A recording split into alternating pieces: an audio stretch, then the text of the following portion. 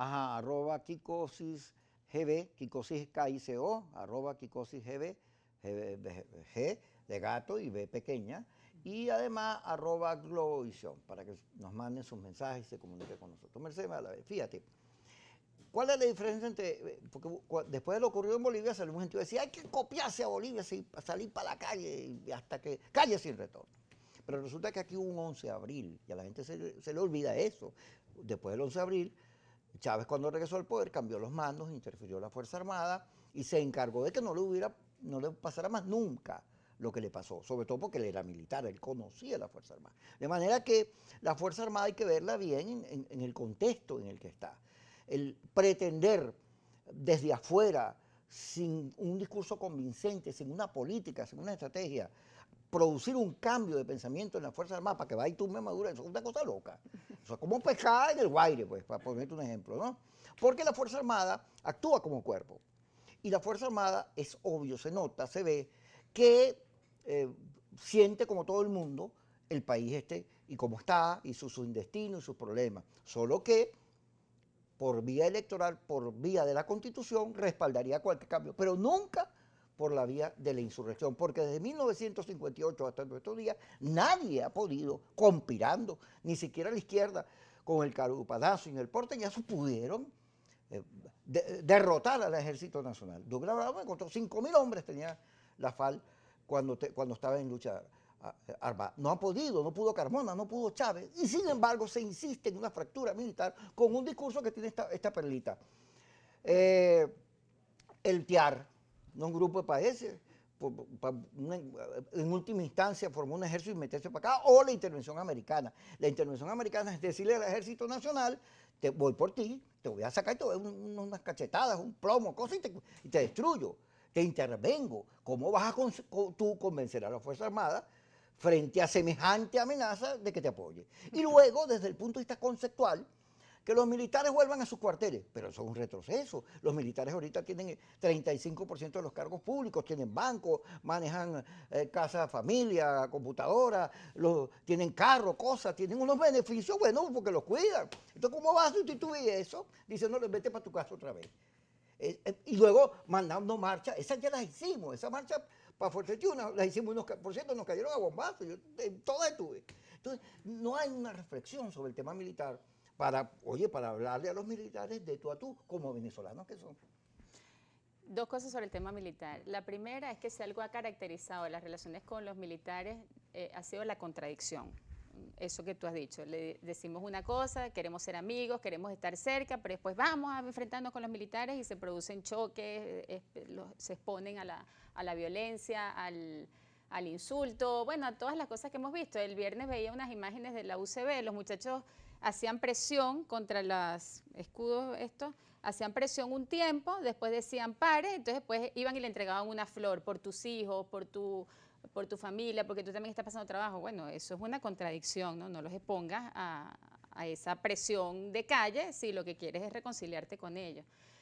Y el segundo tema frente a los militares es que yo lo veo eminentemente propagandístico, Kiko. Ya a mí no me cabe duda de que eso es un tema de propaganda, dígase marco, foto, mensajito, víctima y ya. O sea, no veo que el quiebre militar se esté buscando a partir de la protesta en Fuerte Tiuna. Pienso que lo que se está buscando es un efecto propagandístico, ¿no? Aquí hay un gobierno opresor y unas víctimas oprimidas. Ahora, eso, cuando deja un saldo de muchachos muertos, de muchachos presos, de muchachos heridos, es inaceptable. Y eso nos aleja cada vez más de la estrategia de Guaidó, porque ¿cómo uno va a apoyar cosas, guiones fallidos que además son trágicos? Porque además dejan un saldo muy doloroso de gente inhabilitada el resto de su vida o muertos.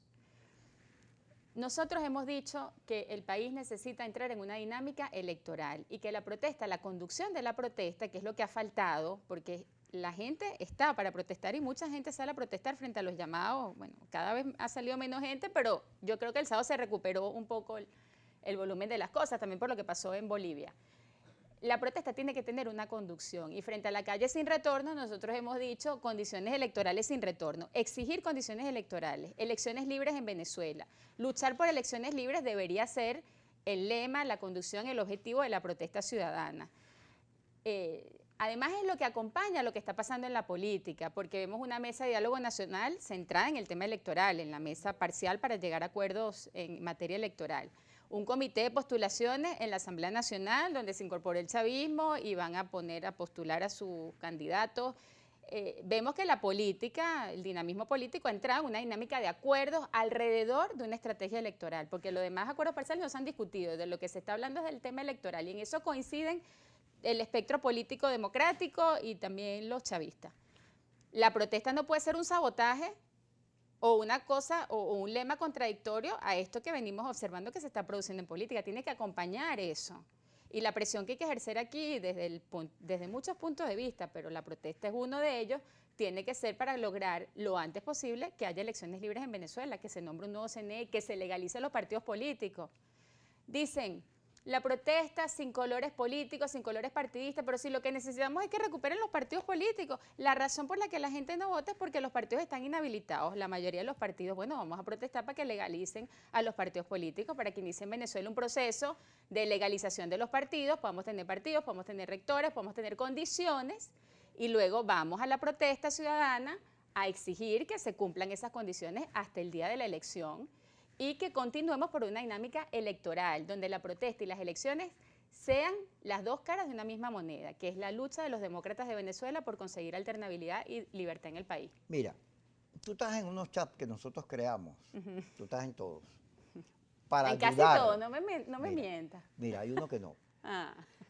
Nosotros creamos esos chats, el juego, el autobús, todos unidos, todo eso se creó para ayudar Sí, yo me a acuerdo. consolidar la unidad y generar una dirección que pudiera conducirnos a la victoria, al cambio, en paz, sin venganza, por el ejercicio de la democracia y de la mayoría, por ese camino.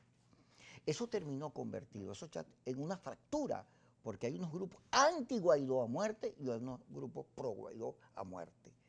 Y esa fractura, en esta discusión de la marcha, de la concentración del fin de semana, yo la vi como más evidente, o sea, ya la cosa es con rabia, con dolor, se ataca más a Guaidó que al gobierno. Hay sectores que han convertido a Guaidó en el centro de sus ataques, y yo creo que también eso es una desviación, porque aquí todo el mundo hace falta, e inclusive el gobierno hace falta, para entender que tenemos que salir del caos, del barranco que no tiene final, para producir un país en el cual la gente no se vaya, sino Habitable. que regrese. Sí, estoy completamente de acuerdo contigo. ¿Cómo hacemos con esa fractura, con ese odio que la propia oposición se ha generado? Yo creo que quienes inventaron el colaboracionismo le hicieron mucho daño a la unidad opositora. Pero luego, esto de que hay unos que creen en la salida electoral y unos que creen en otro tipo de salida, porque no creen en la elección, eso es una discusión que tiene 20 años. Yo creo que tenemos que apelar a unos conceptos psicológicos. Porque Emocionales. Emocionales, porque al final quienes se expresan allí son personas concretas. Y cualquier psicólogo diría que hay tres pasiones, tres emociones que no sirven para nada. La que menos sirve es la rabia. ¿De qué sirve la rabia? ¿Para qué sirve la rabia? No sirve para nada. Las otras dos que no sirven sino para cosas muy, muy puntuales son el miedo y la tristeza.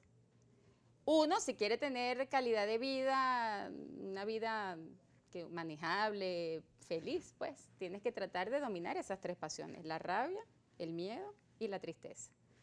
En Venezuela el liderazgo político tiene que ser el primero, porque nosotros cumplimos una función de modelaje social.